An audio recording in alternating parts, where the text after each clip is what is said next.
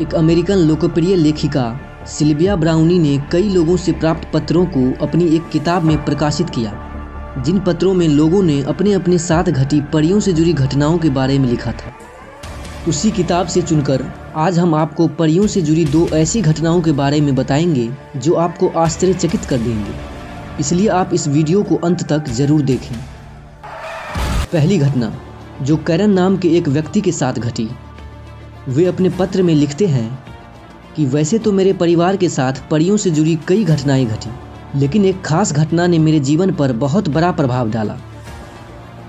कई साल पहले एक रात मैं, मेरे बच्चे, मेरी सबसे अच्छी दोस्त नैन्सी और उसके बच्चे खाने और मस्ती करने के लिए पिज्जा हट गए थे।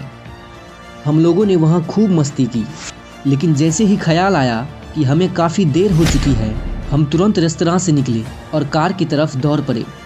नैन्सी अपने बच्चों के साथ मेरे और मेरे बच्चों के आगे अपनी कार की तरफ दौड़ी। मैं अपने 2 लड़कों के साथ चल रहा था, जिनमें से एक निकोलस बहुत धीमा है, क्योंकि निकोलस का जन्म भ्रूण में विकसित न्यूरोब्लास्टोमा कैंसर के साथ हुआ था। डॉक्टरों ने उन्हें ठीक तो कर दिया, लेकिन वे उसके ठीक होने से चकित थे, क्योंकि उनके मुताबिक ये किसी चमत्कार से कम नहीं था। न्यूरोब्लास्टोमा के कारण निकोलस के निचले और ऊपरी छोरों की मांसपेशी कमज़ोर हो चुकी थी, जिससे उसकी चाल और गतिशीलता सुस्त हो गई थी।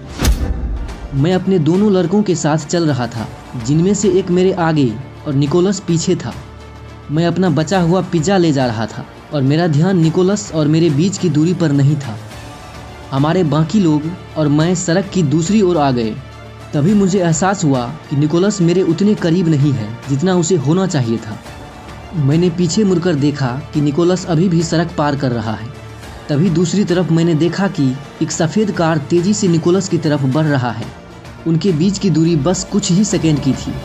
मैंने तुरंत निकोलस को चिल्लाया, बचो! मैं स्तब्ध हो गया और एक टक्कर का इंतजार करने लगा। जिस क्षण मैंने चिल्लाया, मैंने देखा कि निकोलस हमारी ओर तेज़ी से धकेल दिया गया है। हवा के माध्यम से वह लटकते हुए मेरे हाथों के बीच पहुंचकर उतर गया। ऐसा प्रतीत हो रहा था कि कोई अदृश्य शक्ति उसे एक ही क्षण में वहां से उठाकर मेरे हाथों में पहुंचा दिया। हम में से सबकी सांसें तेज हो चुकी थी। हम सब ने अभी जो देखा उस पर विश्वास नहीं कर पा रहे थे। दूर खड़े लोगों ने निकोलस को इसे साहसी स्टंट समझकर खूब सराहना की। मैं पूरे यकीन के साथ कहता हूँ कि निकोलस पिछले 10 सालों में कभी इतना तेज नहीं चला था। संभवतः वह बिना किसी की उपस्थिति के अपने शरीर को इतनी तेजी से नहीं खींच सकता।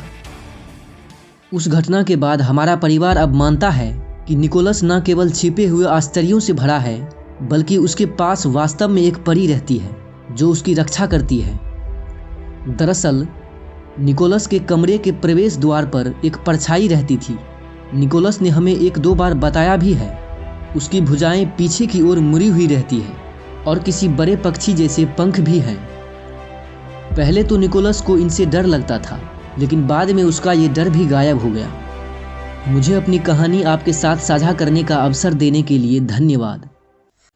अब हम दूसरी कहानी की तरफ चलते हैं, जो वेंडल नाम के एक सैनिक के साथ घटी।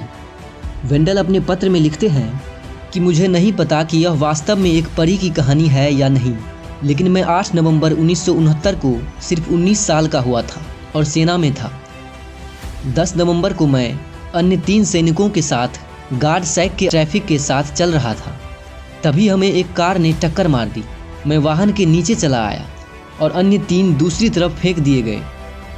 होश में रहते हुए मुझे उस कार द्वारा घसीटा गया। कुछ कहते हैं 150 फीट तो दूसरे कहते हैं 190 फीट। जब मैं कार से मुक्त हुआ तो मुझे याद आया कि मैं कई बार कार के अंदर उलटफेर हुआ। उसके बाद मैं आराम और ट्रीटमेंट के लिए गया। लेटे हुए मैंने देखा कि सुंदर पोशाक पहनी एक प्यारी सी महिला मेरे बगल में घुटने टेक रही थी। उससे मिलने वाला प्रेम और आराम मुझे अभी भी याद है, लेकिन आज तक मुझे नहीं पता कि वह महिला कौन थी। मैं फिर से कहना चाहता हूँ कि मुझे नहीं पता कि यह एक परी की कहानी है, लेकिन वह महिला मुझे परी जैसी ही महसूस हुई। वह निश्चित रूप से एक परी थी, और इससे यह भी पता चलता है कि हमारी ज़रूरत के समय में हमारी मदद करने के लिए देवदूत कई सुंदर रूपों में कैसे प्रकट होते हैं।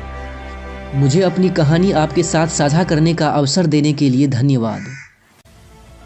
तो ये थी आज की कहानी। आपको ये वीडियो कैसी लगी हमें कमेंट में ज़रूर बताएं और इस वीडियो को लाइक कर चैनल को सब्सक्राइब करना ना भूलें। मिलते हैं अगली एक ऐसी ही दिलचस्प वीडियो के साथ। धन्यवाद।